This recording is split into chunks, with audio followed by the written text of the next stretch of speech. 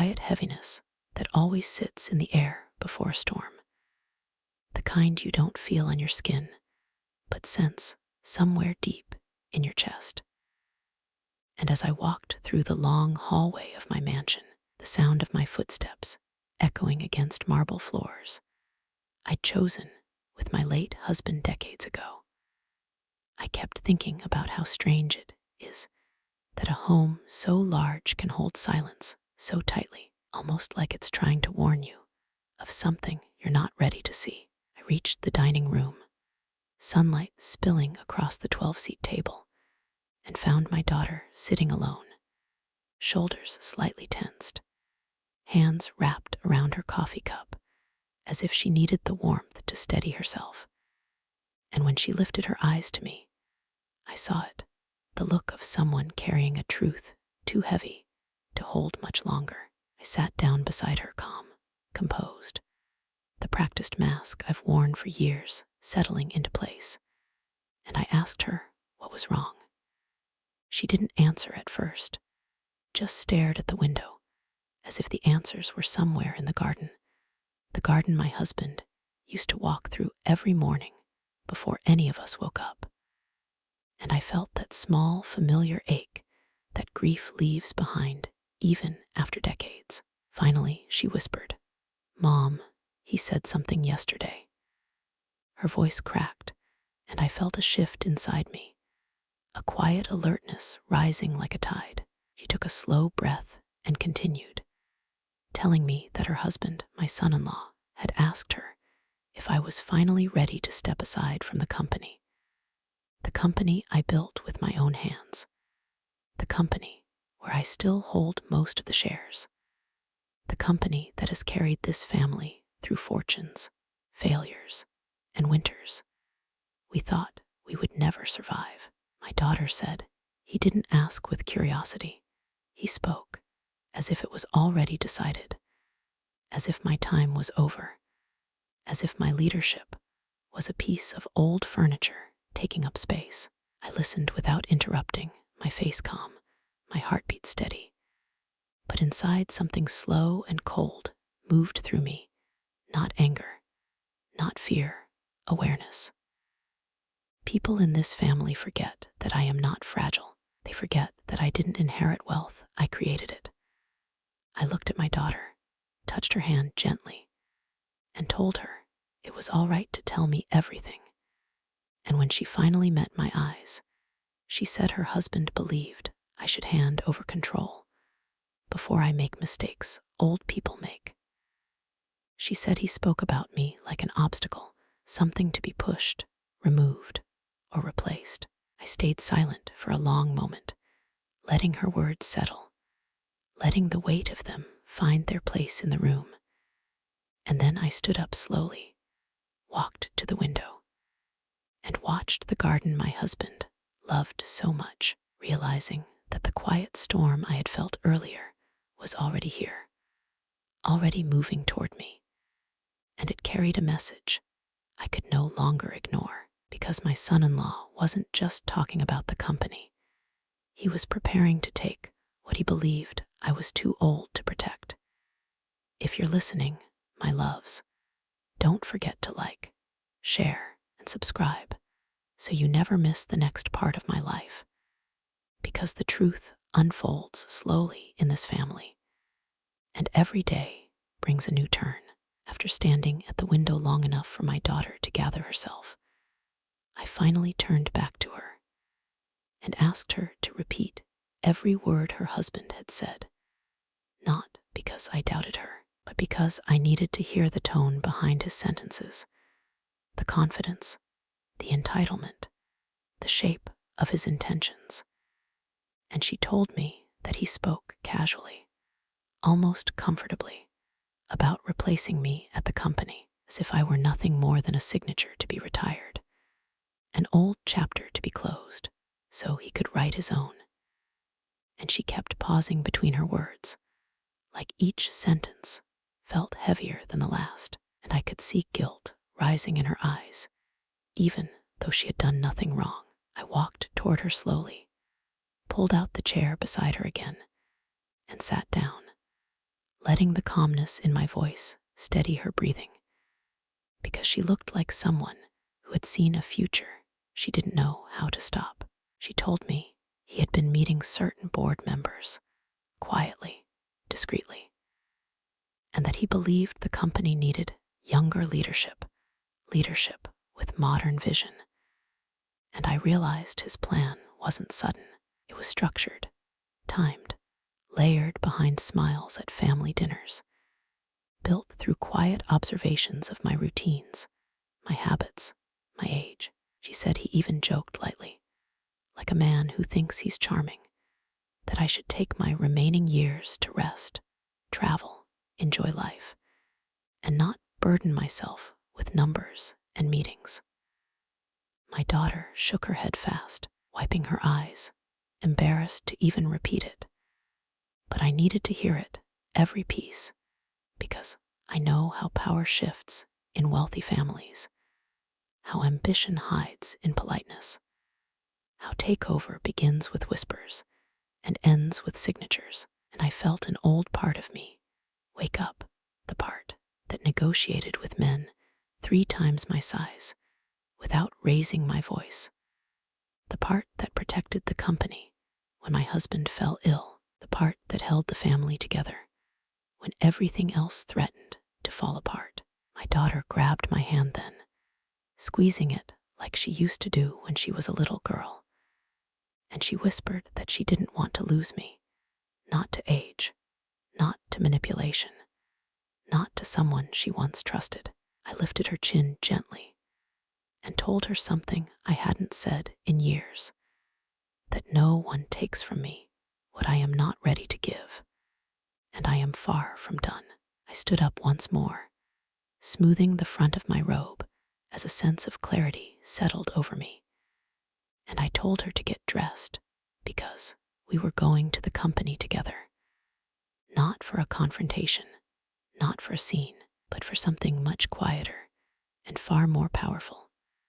Because before my son-in-law tried to take my place, he needed to learn that I am not a seat to be claimed. I am the foundation he is standing on. The drive to the company felt different that morning, not because the city had changed, but because something inside me had shifted. The world outside the car windows looked sharper, clearer, like every building and every shadow was watching me walk into a fight I didn't start. And as my daughter sat beside me, quiet, fidgeting with her wedding ring, I could feel the weight of what she hadn't said yet, the details she was too ashamed or afraid to reveal. And that silence told me more than her words ever could. The security guard at the gate straightened when he saw my car, his shoulders tense in a way I had never seen before. And when he greeted me, he avoided looking directly into my eyes. And that alone told me something was already wrong inside those walls. As we walked through the glass entrance, the employees whispered in that soft way people do when they've heard something they shouldn't have. And their glances carried a strange mix of sympathy and curiosity, as if they were waiting to see whether the rumors were true. My daughter stayed close, almost too close, like she wanted to shield me from something she couldn't name. And when we reached the elevator, she finally whispered, "Mom, he told some people you were stepping back soon." She said it quietly, but her voice trembled enough for the elevator walls to feel smaller, tighter. And I let the words sit in the air between us, not reacting, because reactions are what ambitious men count on. They want noise so they can pretend they are calm. When the elevator doors opened to the executive floor, my steps stayed slow, steady, rehearsed, the same way I used to walk into boardrooms when the company was bleeding, and men twice my age waited to see if I would fail. My office door was slightly open, a detail that would mean nothing to anyone else, but told me someone had already been inside. And when I pushed it gently, The first thing I noticed wasn't the papers on my desk. It was the smell of someone's cologne lingering in the air, expensive, arrogant, and absolutely out of place. My daughter's breath hitched, and that was when I saw it. A file left purposely on my chair, one I hadn't signed, one I hadn't approved, one marked with a bold label, transition proposal. My chest didn't tighten, my hands didn't shake, because I learned long ago that power isn't loud. Real power is silent, patient, collected even when someone tries to cut it out of your hands. I lifted the file as gently as if it were a feather, opened it slowly, and saw the first page, a plan drafted without my knowledge, outlining how the company would evolve under new leadership that wasn't mine. And at the bottom, in neat, confident handwriting, was the signature of the man who forgot that every empire he was reaching for still belonged to me, because my son-in-law had already started his takeover. And he thought I wouldn't walk in early enough to catch him. I didn't sit down. I simply stood there holding that file the way a surgeon holds an X-ray of a tumor someone hoped would stay hidden. And the more I read, the more I could see the shape of his ambition. Quiet meetings scheduled without me, financial adjustments proposed in my absence, strategic language designed to make my leadership look outdated, and notes from board members who suddenly found their spines only when they thought I was too old to keep mine. My daughter stepped closer, peeking at the pages with wide eyes, and I could feel her guilt spreading through the room like a slow, cold draft, because she knew what all of this really meant. Someone she married believed he could dismantle the very foundation her father and I built. And her silence over the last few weeks wasn't denial. It was fear of the moment she would have to show me the truth. I placed the folder back on my desk, but not fully, just enough for the edge to hang off, a silent sign that I wasn't finished. And as I turned to face her, she whispered, "Mom, he told them you were tired." I let that sentence settle deeply because I don't rush emotion. I let it find its place before I respond. Tired. A word rich people use to bury the elderly without digging a hole. A word men like him use when they want the crown without earning the throne. I walked slowly to the window, overlooking the entire city, the skyline sharp against the pale morning light. And I remembered building this company from a rented room, working while other mothers slept, fighting through nights when even the bank didn't believe in me. And now a boy who came into my family through marriage, not sweat, not vision, believed he could simply take my place because he thought age made me weak. Behind me, my daughter wiped her tears, her breath shaky, saying she tried to stop him, that she told him I wasn't stepping aside. But he laughed, saying, "Your mother won't fight this. She knows it's time." I felt something old and powerful rise within me, the part of myself that survived betrayals long before he entered this family.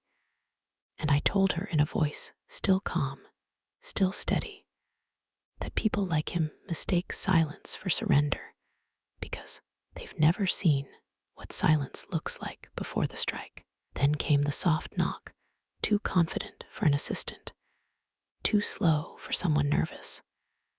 And when the door opened, he walked in without waiting, tailored suit, perfect hair, eyes filled with that polished politeness men wear when they want to steal something valuable, while pretending they came to discuss. And he smiled at me like he believed the company was already his.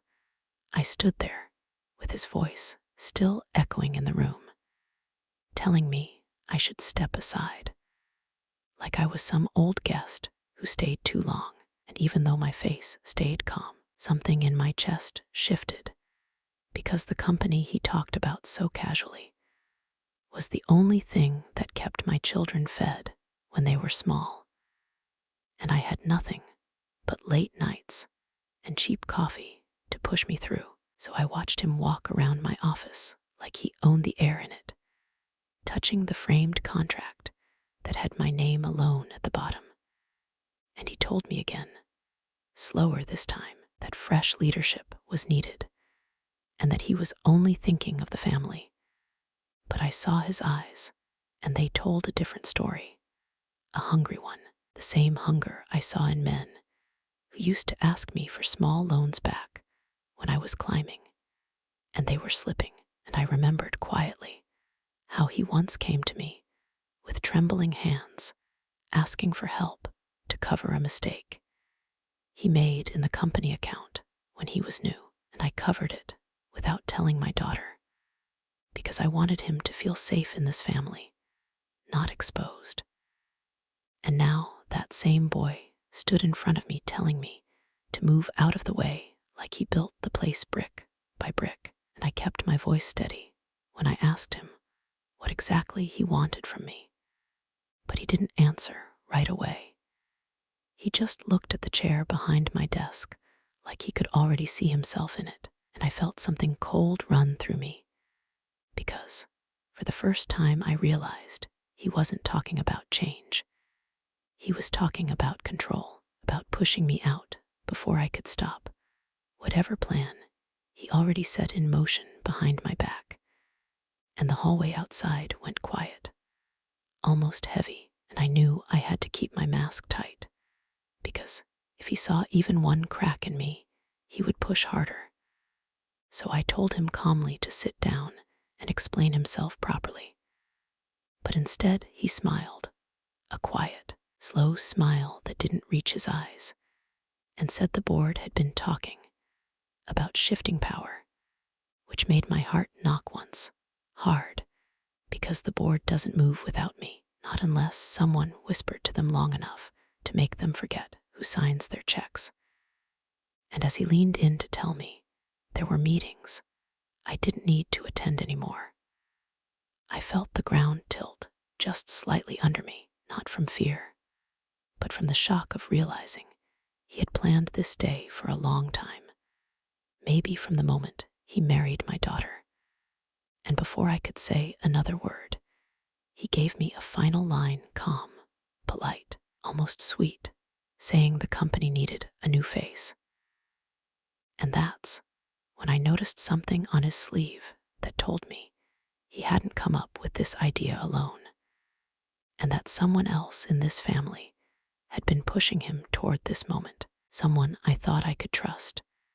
And the second I saw it, I knew everything was about to break open in front of me when I saw that small smear of gold lint on his sleeve, the one that only comes from the upholstery in my daughter's private lounge. Something inside me tightened, because she never lets anyone sit there unless a conversation is too sensitive for regular rooms. And it hit me that she must have been talking with him long before this morning, maybe planning something, maybe trying to pull strings I didn't know she was strong enough to touch. But I kept my face quiet, the same way I did when I was young and people tried to cheat me in small shops, so he wouldn't see the shock rising inside me. And I asked him again, slowly, who exactly on the board had pushed this idea. But he smiled a little too fast, like he didn't expect me to ask it, with a steady voice, and his eyes drifted toward the door like he hoped someone would walk in and save him from giving me a name. And I felt a strange calm start to settle on me, because I realized he wasn't as confident as he tried to look, which meant the ground under him wasn't as strong as he wanted me to believe. And I took one small step closer, just enough for him to feel the weight of my silence, and I asked a different question this time. When did the meetings start without me? And the flicker in his eyes told me everything, that this wasn't the first one, not the second, not even the third, which made my breath go thin for a moment, because the only way they could plan behind my back was if someone inside my own house helped them, someone who had access to my schedule, someone who knew which days I'd be out dealing with property issues or meeting the lawyers about the trust fund. And for a second, my daughter's face passed through my mind. Not angry, not guilty, just tired. The same tiredness I saw in her the day she married him. Like she carried weight she never spoke about. And suddenly, I wasn't sure if she was betraying me or being used. But I knew one thing clearly. Someone had convinced her that pushing me out was in her interest. Maybe telling her she deserved more. Maybe telling her I held too much. Maybe twisting old wounds she never talked about because she didn't like to argue with me. So I stayed quiet and let him keep talking. Let him explain how you've done enough, Mom. You built the foundation. And when he said Mom, it almost made my skin go cold because he never calls me that unless he wants something. And I watched him stretch his hand out toward the chair behind my desk, as if he already believed the room belonged to him, and the air felt heavy, almost slow. And in that moment, before he could touch that chair, my phone buzzed on the table with a message from someone who never texts me during business hours, my son. And the preview on the screen was just 4 words, but they made my heart pound so hard I had to grip the edge of the desk to keep my voice calm as I read it. Because those 4 words meant the entire plan he thought was hidden was already starting to fall apart. My son's message said, Mom, don't trust him. And those 4 words hit me like a silent slap, because my son never speaks without full proof. He never warns without knowing exactly where the knife is coming from. So I kept my eyes on my son-in-law while my thumb tapped the screen to open the full message. But before it could load, he stepped closer like he wanted to see my reaction, pretending he cared, pretending he was checking if I was feeling overwhelmed. And I nodded slowly just to make him think he still had control of the room. And when the message finally opened and I read the second line, he met with the overseas buyers last night, my stomach tightened because that meant he wasn't only plotting to push me aside, he was setting up a deal so big that losing my signature might not matter if he could convince the board to override it. And I knew exactly which overseas buyers he meant, the ones who once offered me $82 million for the tech branch, the ones I declined because the move would cut workers who had been with me since the first building. And my son-in-law knew that saying no had made me look old-fashioned to the board, like I didn't understand new money growth, as he calls it. So if he met them again without me, then he was building a case behind closed doors, a case that said I was holding the company back. And the room felt smaller as I kept my face plain, not showing the heat rising in my chest, while he began talking again. Soft voice, smooth tone, telling me he wanted to help me rest and manage things on my behalf. Words that sounded gentle, but tasted like they were dipped in greed.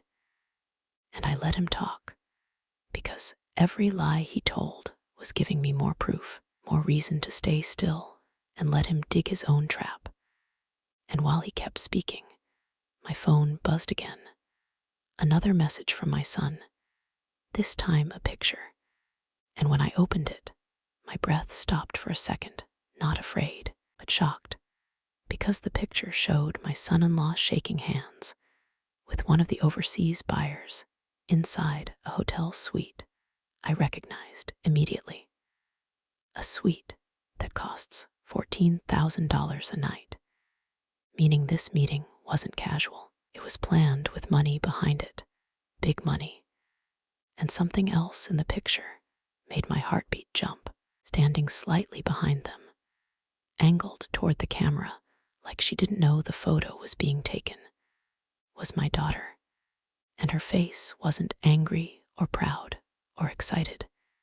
It was blank, like someone who didn't want to be there, but had been dragged into a room she couldn't walk out of. And when I looked up at my son-in-law again, he was still speaking, as if I hadn't seen the picture, as if he was still the smartest one in the room. And in that quiet second, I realized something sharp and cold.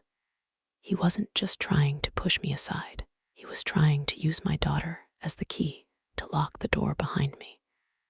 And if he could get her to sign something without telling me, then the millions he chased would be in his pocket before I even stepped out of my office, which meant I had to stay calm, stay slow, stay steady, because the only way to beat someone who thinks he's already won is to make him believe you don't see the game he's playing, until the moment he trips over his own plan. I kept the phone lowered so he couldn't see the picture, and I let him talk in that soft salesman tone he uses when he thinks he is guiding someone into a corner. But inside my chest, everything felt still, cold, focused, because if my daughter was in that hotel suite, then he had already dragged her into something bigger than a simple boardroom move. And I knew my daughter well enough to know she doesn't stand in silent corners unless someone is pressuring her. So I asked him gently, almost like I was concerned for him, "Were you working late last night?" And the way his eyelids twitched told me everything, because good liars don't blink, they breathe steady. But he blinked too fast, and then smiled too wide as he said, "Just a quick dinner with friends." And that lie fell between us like a stone that had no place to land, and I nodded slowly to let him believe I accepted it, though my mind was already moving through every hallway of the company, every board member who owed him a favor, every department head he tried to influence. And I needed to know one thing: whether my daughter had been there willingly, or whether he had used her name, her fear, or her marriage to push her into a deal that would cut me out. So I stepped closer and touched his arm lightly, not with affection, but with strategy, and said, "If you ever feel the workload is too much, you can always tell me." And he looked surprised, because he wasn't expecting softness. And soft people make greedy people careless. And right then, his phone buzzed, and when he saw the name flashing on his screen, he flipped it over too quickly, as if hiding it. And that told me exactly who it was: the overseas buyer, the one he shouldn't be talking to without me. And he cleared his throat like he needed to reset himself, then suddenly tried to shift the conversation by saying, "Janet, the board thinks you should take a long break." And he said it so casually, like he was suggesting tea. Instead of trying to remove me from the empire I built brick by brick. And all I did was smile, because reacting would give him power. And he thinks power comes from money, but real power comes from silence used at the right moment. And when I finally spoke, my voice was calm enough to unsettle him. "If the board wants me to rest, they can say it to my face." And the way he swallowed told me he had expected resistance, but not firmness, not clarity, not a woman who wasn't scared of losing millions, because she had already survived losing everything once. And just as he opened his mouth to speak again, my phone buzzed for the third time. And this time it wasn't my son. It was my daughter, sending me a single line that made the back of my neck tight. "Mom, we need to talk before he does." And that was the moment I knew something was breaking behind the scenes, and whatever it was coming straight toward me. I excused myself from the room before my son-in-law could read my face, because my daughter's message sounded like someone standing on the edge of something they didn't choose. And the moment the door closed behind me, I let out a slow breath, not from fear, but from realization. Whatever she wanted to tell me, she was telling me before he did, which meant he was already preparing a version of the truth shaped to protect himself. And I walked down the hallway of my mansion, the floor echoing under my steps, thinking about all the times I had ignored small signs in her marriage because I didn't want to meddle. But now every sign felt like a warning I should have paid attention to. And when I reached the back terrace, I called her, expecting her voice to sound normal. But instead, she whispered like someone hiding behind a closed door, "Mom, I need you to listen and not get angry." And that alone made my fingers tighten on the phone, because my daughter doesn't fear my anger. She fears consequences, and she fears hurting me. So something must have crossed a line, and she said she had gone to the hotel because he told her it was a meeting about a charity branch he wanted to build in her name, and she wanted to support him. But when she walked in, she realized the charity wasn't real. The documents weren't about charity at all. They were about a huge corporate restructure that would shift several voting rights and give him temporary controlling influence if I stepped down for health reasons. And she said, when she refused to sign, he told her it was just a formality, that I was too tired, that the company needed someone younger. And the pressure he put on her made her leave the room shaking. But what made her reach out to me now wasn't just the meeting.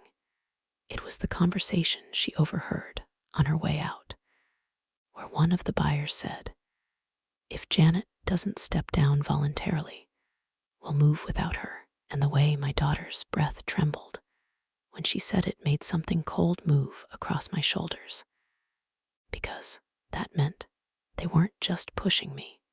They were preparing to act behind my back, maybe even manipulate the board. And I asked her softly, "Did he know you heard them?" And she whispered, "No, but he's looking for me," which meant she was hiding inside her own house from the man she married. And as she spoke, I kept my voice steady, telling her to lock her door, telling her I was coming, telling her nothing would happen without me knowing, even though inside me something stronger than worry was rising.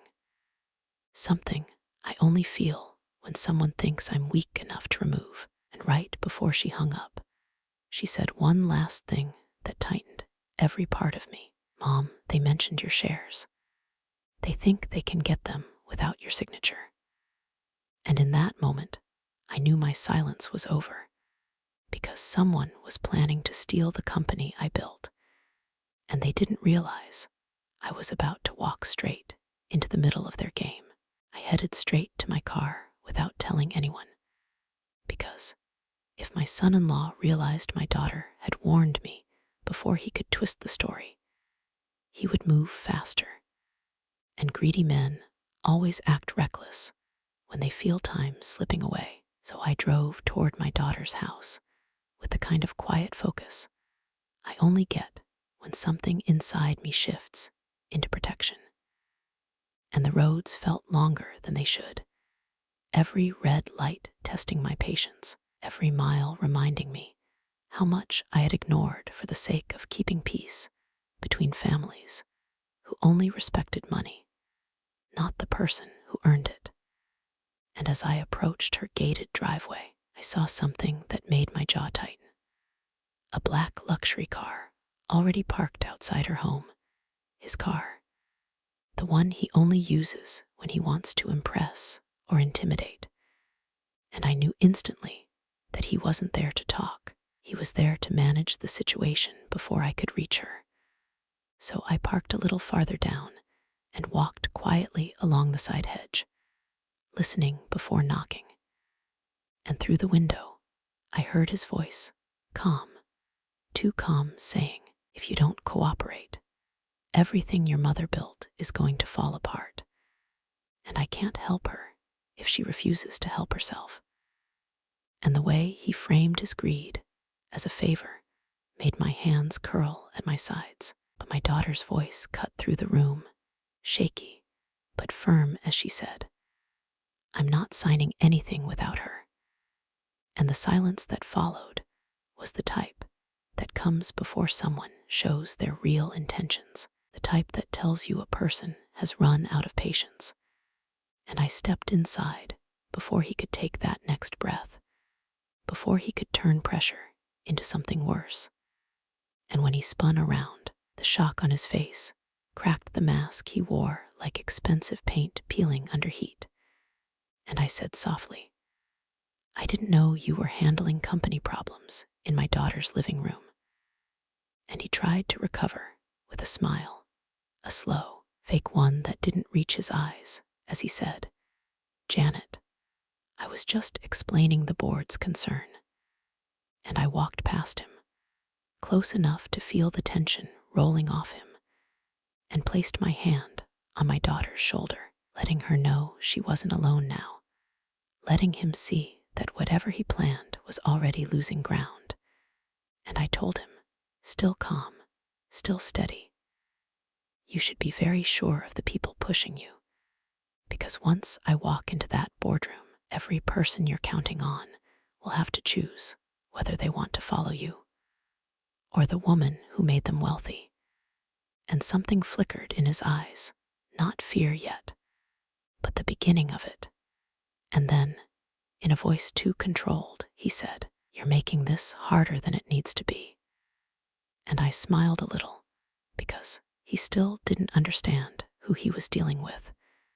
And before he could continue, my daughter whispered to me, without looking away from him, "Mom, there's something else he hasn't told you." And the way her voice trembled told me whatever she had held back was going to hit harder than anything I had uncovered so far. My daughter didn't look at me when she said it. She kept her eyes fixed on him, like she was finally seeing the person she had been trying to defend for years. And her hands trembled slightly, even though she was standing tall. And that alone told me whatever she was about to reveal had been sitting on her chest for too long. And he knew it too, because his jaw twitched, and he took one step toward her, as if he could silence the truth by moving closer. But I shifted my body just enough to block him, not touching him, not threatening, just a quiet wall that told him I wasn't letting him get to her. And I said softly, "Tell me, because truth doesn't need force. It only needs space." And she closed her eyes for a second before saying, "Mom, he didn't just talk to the buyers behind your back. He opened a secondary account in the company name and moved $5 million into it. And even though $5 million means nothing to my family, the act, the secrecy, the intent, that was everything." And I watched his face closely, watched the panic rise behind his teeth before he forced a laugh, saying, "It was a temporary transfer, perfectly legal." But my daughter spoke over him, voice breaking now. "He told the accountant you approved it. He forged your digital clearance." And the room dropped into a silence so heavy I could hear my own breathing, slow and steady. Because when someone forges my signature, they're not just stealing, they're declaring war. And he finally snapped, raising his voice, "I did it for the company. You weren't keeping up. Someone needed to take charge before everything fell apart." And the moment he said those last words, I realized something. He truly believed he deserved my company, believed he was saving it from me, believed he was the hero of his own story. And that made him more dangerous than greed alone ever could.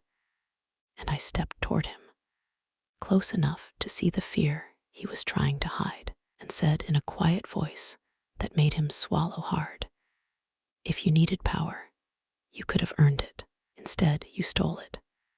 And he shook his head, desperate now, saying, "No, you don't understand, Janet. If this deal doesn't go through, they're going to come after all of us." And that was the first time he said something that didn't sound like manipulation. It sounded like warning, fear, truth. But before I could ask who they were, before I could piece together the missing part of his plan, someone knocked on the front door, firm, heavy, official, and all three of us froze as my daughter whispered, barely breathing, "Mom, that's them." And the moment she said it, I understood that the boardroom betrayal was only the surface of something far bigger moving toward us. The knock didn't sound like someone asking permission. It sounded like someone announcing arrival, and my daughter's breath caught as the house fell completely still. The kind of stillness that makes you aware of every heartbeat in the room. And my son-in-law stepped back, not toward us, but toward the hallway, like he was calculating an exit. And that told me everything I needed to know. Whoever stood behind that door wasn't here for pleasantries or discussion. They were here for outcome. And people who move money in the shadows don't send polite warnings. They send reminders. And I walked toward the door slowly, not because I was scared, but because calmness unsettles the people who expect fear. And behind me, he whispered, "Janet, don't open it, please," which was the first honest plea to come from his mouth since I arrived. And my daughter reached for my arm, her voice barely steady as she said, "Mom, he said they'd come if you didn't step down quietly." But I kept walking, because I have learned in my years that running from danger only invites it inside. And as I reached the door, I felt the weight of everything he had tried to hide: the forged clearance, the stolen millions, the secret meetings, the setup he thought he could perfect before I noticed. And now, the people who promised him power were here to collect. And I opened the door just enough to stand framed in the light, revealing three men in tailored suits, two polished for intimidation, two calm for negotiation. And the one in front gave a smile that didn't touch his eyes, saying, "Mrs. Lawrence, we were hoping to speak with you privately about the transition paperwork." And the word transition made something cold settle in my stomach, because they weren't speaking about business. They were speaking about removal. And I stepped outside just a little, enough to put myself between them and my daughter, enough to let them know that if they wanted something, they would have to face me directly.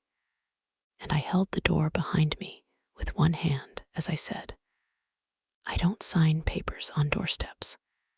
And the man lifted a slim folder, tapping it with his finger like someone used to people folding under pressure, saying, "This is in everyone's best interest." And before I could answer, my son-in-law appeared behind me, voice strained and trembling. We need more time." And the way all three men turned their eyes to him at once made him take a half step back, because they weren't partners, they were handlers. And I realized then that he wasn't just greedy, he was trapped, tangled in a deal he didn't understand, pressured by people who didn't know the company like I did, men who saw my life's work as a piece on their board. And when the man in front leaned slightly forward and said, "Mrs. Lawrence, we'd prefer you cooperate, but we're prepared if you don't," I felt something inside me settle into stillness, the same stillness I felt the day my husband died, the kind that comes before a decision that can't be undone. And I looked at them with a calm smile and said, "If you're prepared, then tell me, what exactly are you prepared to do?" Because the way their expressions shifted told me they expected fear, but they had no idea what I was about to do next. The man's smile thinned when I asked that question, as if he wasn't used to someone asking it back. And behind him, the other two adjusted their stance the way men do. When a conversation shifts from persuasion to preparation. But I didn't move. I simply stood there with the door half open and my hand still on the frame, blocking their path inside, because letting them cross that threshold would give them the illusion that they had authority in my home. And I learned a long time ago that power starts with who steps forward first, not who speaks louder. And the man finally said, "We're prepared to remove obstacles quietly," the word quietly hanging in the air like a warning layered in silk. And I let a beat pass before answering, giving him enough silence to grow uncomfortable. Then I said, "My husband built this company. I expanded it. So tell me, when did you decide noise wasn't your concern?" And his eyes flicked ever so slightly toward my son-in-law, the tiniest glance, but enough to confirm that the betrayal began with someone inside my home, someone who gave these men the confidence to pressure me. And my daughter stepped closer, fear tight in her voice as she whispered, "Mom, let's go back inside."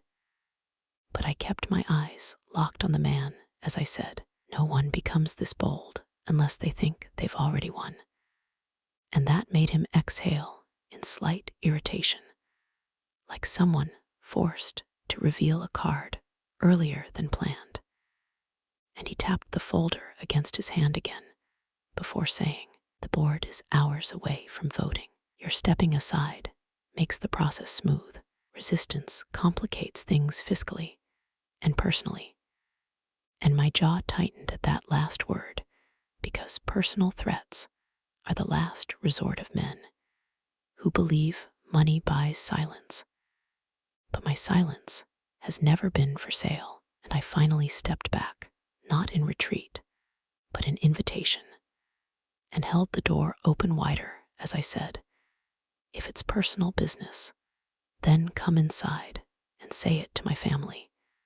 And that threw him for a moment, because he expected fear or negotiation, not boldness.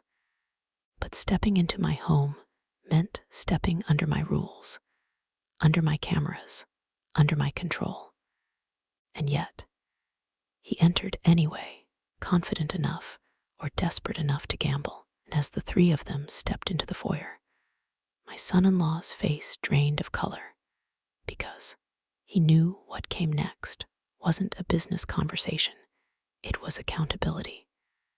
And the men stopped inside, assessing the layout, their eyes scanning everything with the instinct of people accustomed to leverage.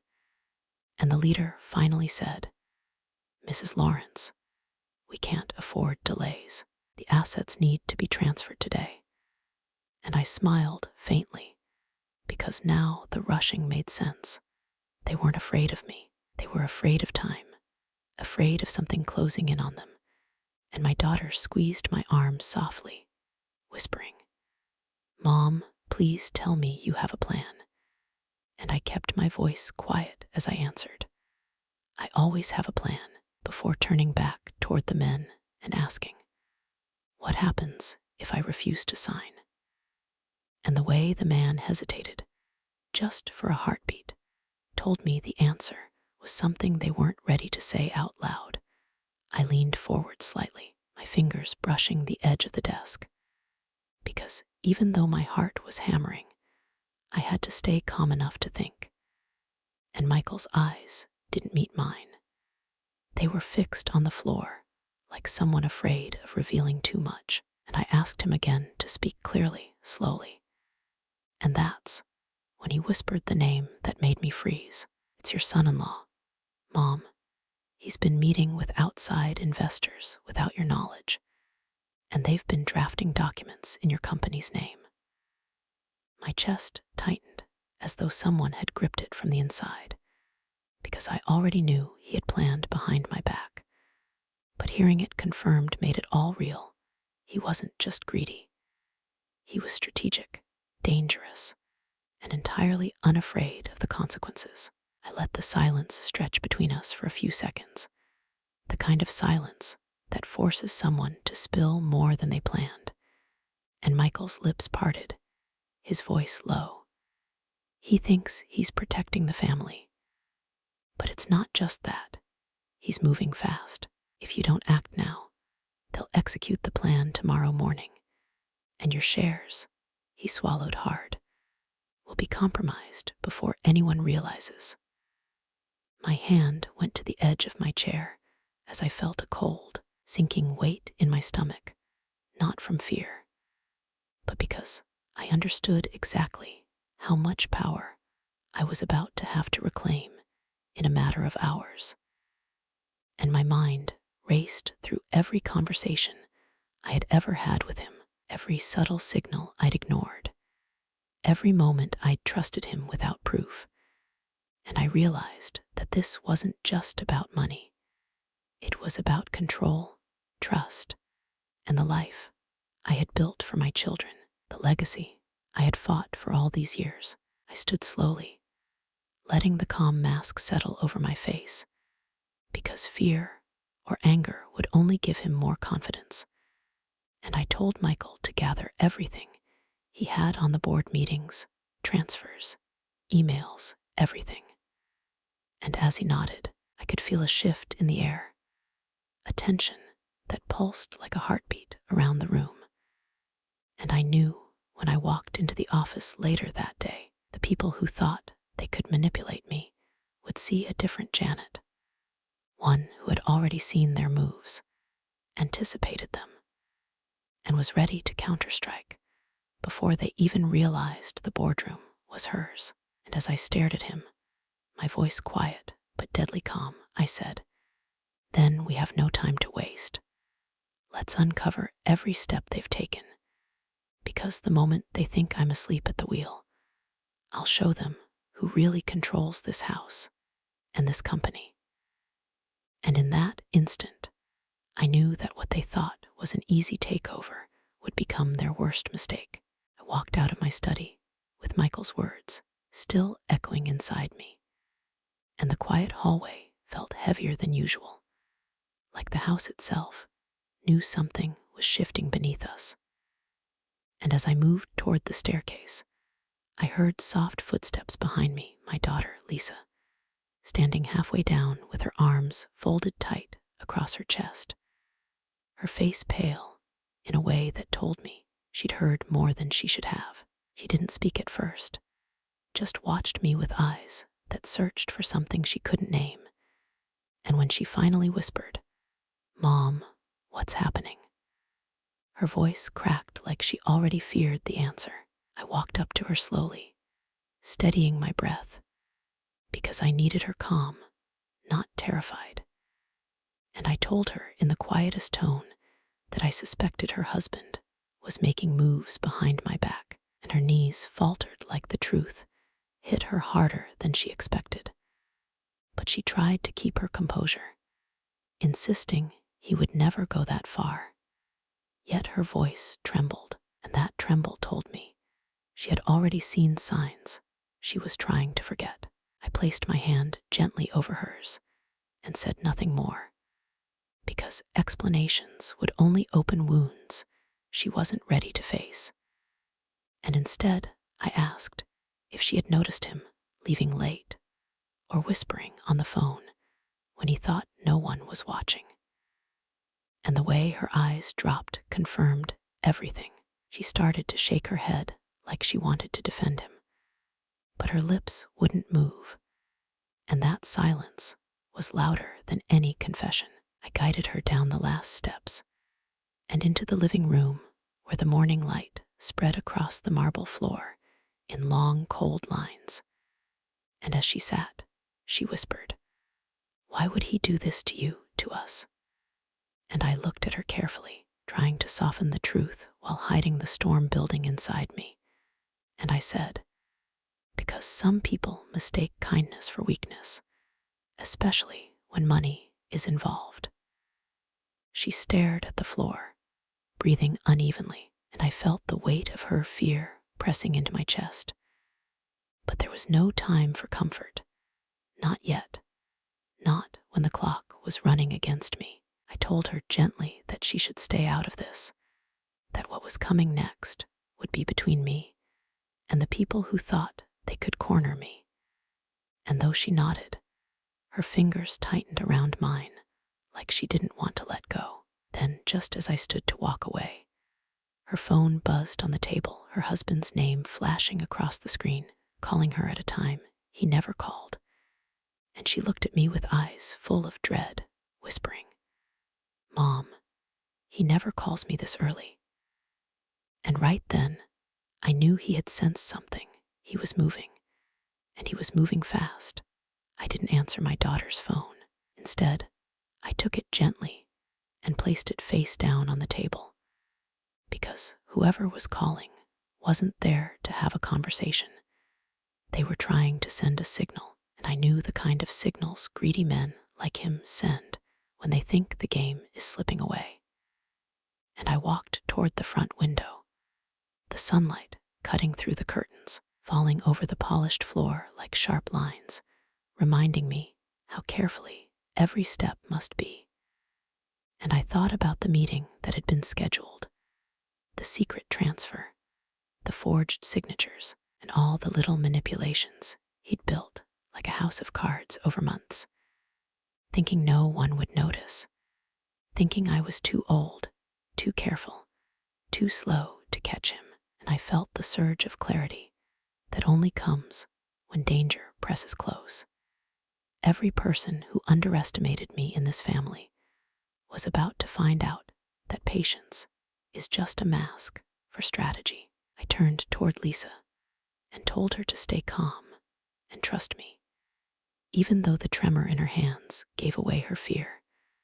And I walked down the long hallway toward the garage, because in my mind, I was already several steps ahead, visualizing the confrontation, the evidence I'd gather, the moves I would make to expose him before he could cover his tracks. And my heart didn't race, my mind did, mapping every possibility, every angle, every weakness he had. And I felt the thrill of control wash over me like a tide, because I realized that in this family, power is the currency, but knowledge is the weapon. And I had both. Just as I reached the garage door, my phone buzzed again, and when I looked at it, a text from an unknown number appeared. "We know you're aware. Move carefully." The words were short, sharp, deliberate, and the fear I felt wasn't for me, it was for my daughter, for the life he thought he could manipulate. And I immediately recognized that whoever had sent this was connected to the people financing his moves. People who were dangerous, experienced, and relentless. And the quiet house suddenly felt like a battleground where every shadow might hide someone watching, waiting for me to make a mistake. And as I breathed in the cool morning air from the partially opened garage, I realized he had underestimated two things: the woman he tried to deceive and the family who would stand behind her. And in that instant, I decided that patience had run its course, that subtlety had its limits, and that the moment had arrived to confront everything he thought he controlled, because letting him continue would destroy more than money. It would destroy trust, loyalty, and the future I had built for generations. And as I grabbed my car keys, my phone buzzed once more, this time another message from the same unknown number. "He's not alone." And the weight of those words hit me, because it meant this was bigger than a family betrayal. It was a network, and I was in the center of it. I started the car, my hands steady on the wheel, even though my mind was running 1,000 moves ahead. Because panic never wins in games of control. And I knew every second I delayed was a chance for him to cover tracks, manipulate evidence, or pressure someone else in the company to act. And as I drove toward the office where the board would meet later, the city streets felt empty. But I imagined the invisible eyes of people tracking every move he had planned, every person who thought they could step on me. And I realized how easily they underestimated me. Thinking age and kindness made me weak, and I smiled faintly because they had no idea how patient a person can be when they've survived betrayal before, when they've built an empire that depends not just on money, but on loyalty, timing, and perception. And I rehearsed every word I would say, every piece of evidence I would reveal, and every corner I would anticipate him hiding in. And the closer I got to the office, the tighter the grip on the wheel became, because I understood that he had already started the meeting, already tried to manipulate the people he thought he controlled, already set the pieces in motion. And if I didn't act now, it might be too late. And I thought about my daughter, alone at home, probably watching every phone notification with dread. And I knew that if anything went wrong, she would be caught in the middle of a war she didn't start. And that thought made me sharpen my focus, because protecting her became more important than money, more important than pride, more important than anything except surviving this moment with control intact. And as I parked, I saw the sleek cars of other board members already outside, and my pulse quickened, not from fear, but anticipation, because every person in that building was about to see who Janet really was, and no one who underestimated me would leave the room the same. And I checked my phone for messages from my daughter and saw one line: "Mom, he has allies inside. Be careful." And in that moment, the full weight of what I was walking into hit me. The betrayal wasn't just my son-in-law. It was a network, a plan bigger than I had imagined. And it meant that every word, every move, every breath I took from now on would decide who survived, who fell, and who would finally see that the woman they tried to sideline had been 2 steps ahead the whole time. And as I stepped out of the car and approached the building, I realized that once I walked through those doors, nothing would ever be the same again. I paused for a brief moment at the office entrance, feeling the cold metal handle beneath my fingers, because the second I stepped inside, the entire room would shift. The subtle currents of power, greed, and fear already waiting for me. And I reminded myself to breathe slowly, keep the mask steady, because showing doubt now would only give them confidence. And confidence is the lifeline of people who think they can take what isn't theirs. And I pushed the door open and felt the quiet ripple through the boardroom before anyone spoke, a silence so thick it pressed against my chest, like someone had closed the walls around me. And I saw my son-in-law standing near the head of the table, his posture too perfect, his smile too practiced, as he scanned the room, counting his allies, measuring their loyalty, assuming he had already won the moment I walked in. And I let him think that for a heartbeat, letting my calmness unsettle him, because nothing terrifies someone who believes they've trapped a person more than the person standing calmly at the center of the storm. And I slowly walked toward the table, each step measured, my eyes on him, my mind mapping every angle, every potential ally, every weak point, every hidden betrayal. And as I reached the head of the table, I placed one hand on the polished surface, letting my presence anchor the room, and said in a quiet, firm voice that carried more weight than shouting could, "I understand. There's a plan to move without my approval." And the way his smile faltered, even slightly, told me he hadn't expected confrontation yet, because he thought the network behind him would protect him.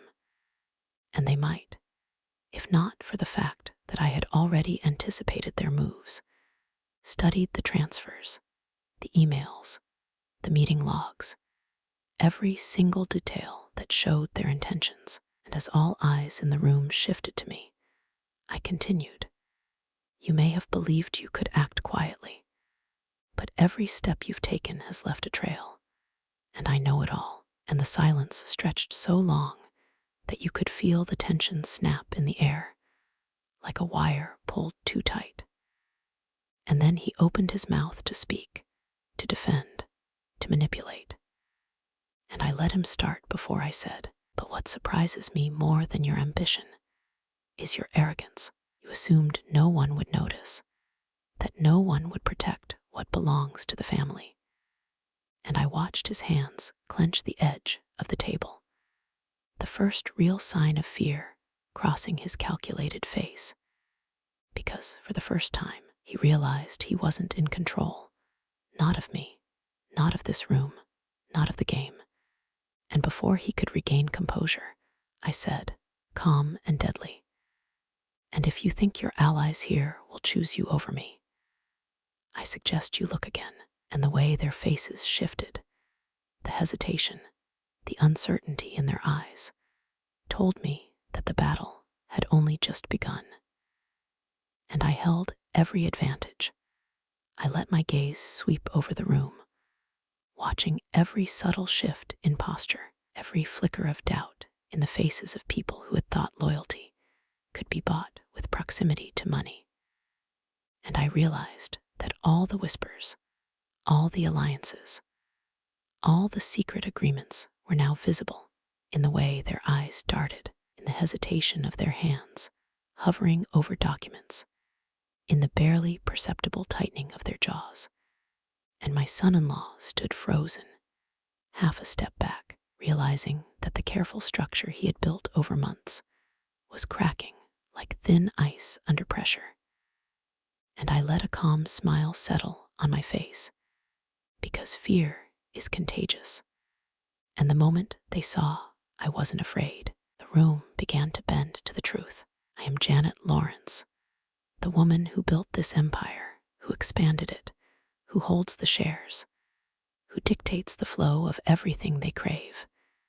And yet, I kept my voice soft, almost gentle, saying, "You thought you could manipulate this board, move funds without my knowledge, and corner my family into submission. But everything you relied on to control the outcome has failed." And their eyes widened incrementally as the weight of those words sank in, because in their world, losing control, even a little, is unbearable. And the leader among them opened his mouth, probably to lie, to reassure, to bluff. But I cut him off, calm and steady. "Save it. Every email, every transfer, every attempt at influence is documented. I know who you spoke to, what you promised, and who you tried to deceive, and it won't help you now." And the room's air thickened, as if the walls themselves were holding their breath, waiting to see how he would respond. And I knew in that moment that panic, for once, was no longer mine to feel, because the tables had turned. The board had seen my presence. My daughter was safe in the knowledge I was here, and my son-in-law's bravado was crumbling faster than any of them expected. And yet, the danger wasn't gone. Their desperation made them unpredictable. Their greed made them dangerous, and I had to act decisively before they tried to strike back. And I continued, voice quiet, but slicing through the room. "You've underestimated me.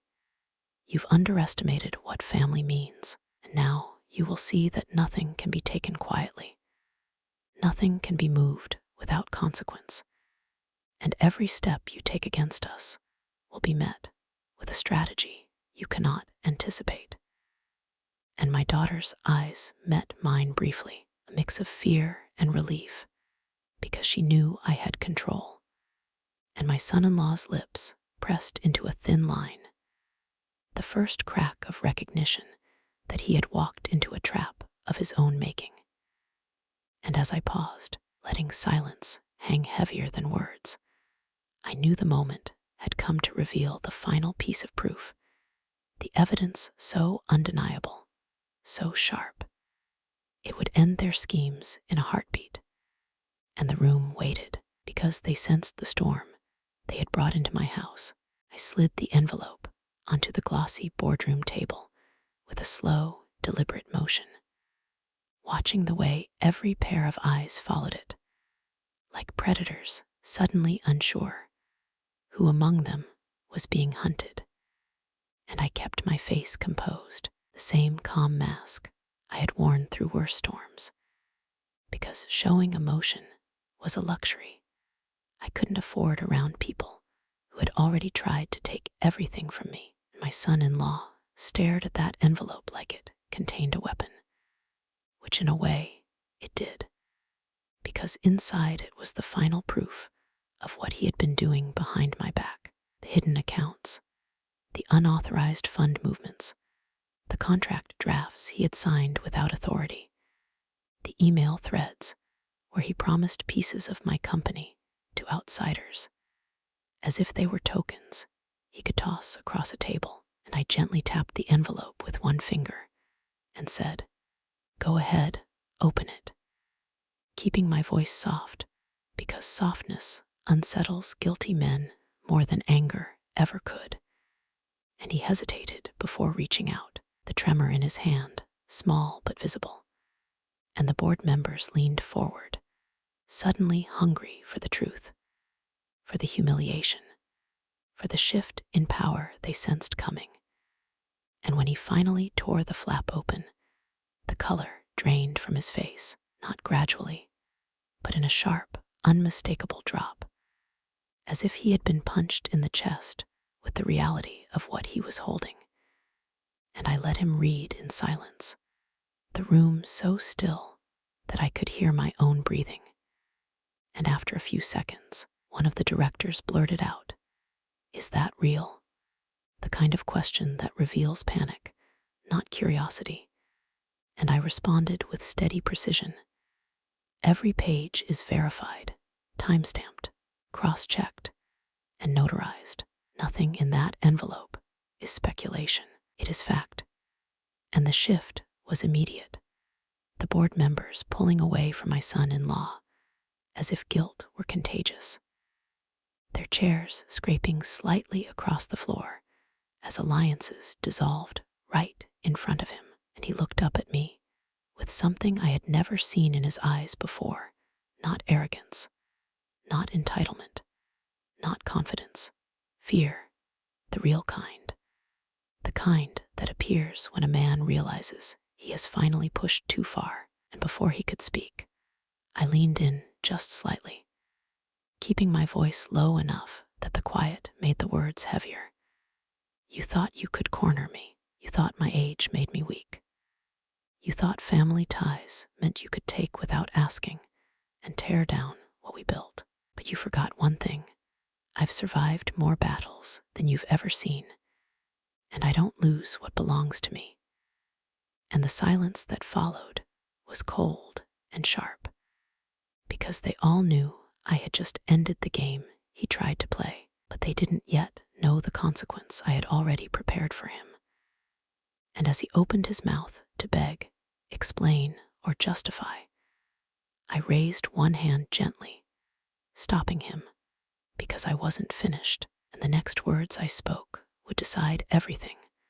I kept my hand raised, my palm steady in the cold boardroom light, and for a moment, no one breathed, because they all sensed that whatever I was about to say would change the direction of this family, this company, and every relationship tied to my name. And I let the silence stretch until even the air felt tense. Then I lowered my hand slowly and said, "Before you decide how to explain yourself, understand that I have already made my decision." And the shift in the room was like a ripple through water, unease passing from one face to another as my son-in-law stiffened, his shoulders tightening as if bracing for a hit he knew he deserved. And I continued, my voice soft enough to sting.